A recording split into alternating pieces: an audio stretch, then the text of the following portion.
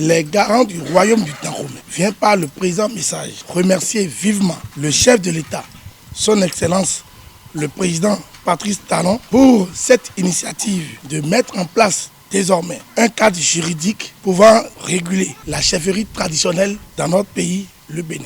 Une loi étant ce qu'elle est, avec cette subtilité, nous avons, pour en savoir plus, sollicité et obtenu auprès de Sa Majesté Dada Beranzi, roi du Dahomey, une audience le vendredi 21 mars 2025 à Ouéronji. Cette audience, qui a duré presque toute la journée, s'est spontanément transformée en une véritable séance de travail élargi. On y a noté la présence effective de tous les membres du conseil d'administration des familles royales d'Abomey, les chefs des 16 cantons et régions, des garants de continuité, les chefs de lignée Asiata, ainsi que certains descendants du souverain Glélé. À l'ordre du jour, un seul point était inscrit: étude de la loi sur la chefferie traditionnelle au Bénin, votée par l'Assemblée nationale. Cette loi a été lue intégralement. Un débat très riche s'en est suivi et qui a accouché de nombreuses réserves, notamment au sujet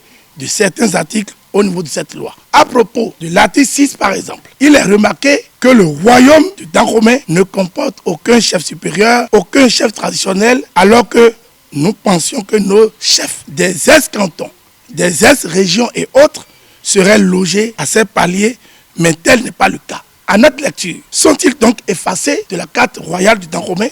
Si oui, ce ne serait pas juste, et pour cause. Qu'ils nous souviennent que ce sont ces princes qui, par de leur génie, ont mis l'envahisseur devant le fait accompli en reprenant dans leur format actuel les pratiques de nos us et coutumes entre-temps décriées et condamnées par le colonisateur. C'est surtout érigé par ces princes et qui leur ont permis de renouer avec leur passé constituent, à n'en point douter, des piliers très importants dans l'organigramme du royaume du Dahomey, fût-elle d'après 1894. Les sacrifier sur l'autel de cette loi serait prendre le risque de vider le royaume du Dahomey de toute sa substance culturelle et culturelle. Le deuxième point d'achoppement au niveau de l'article 13 qui a suscité une vive réaction de toute l'assistance est celui relatif à la succession au trône de Dada Ouibadja. C'est là un sujet qui, de nombreuses années durant, a malheureusement agité la cité royale. Les crises faites de moult intrigues avec leur corollaire de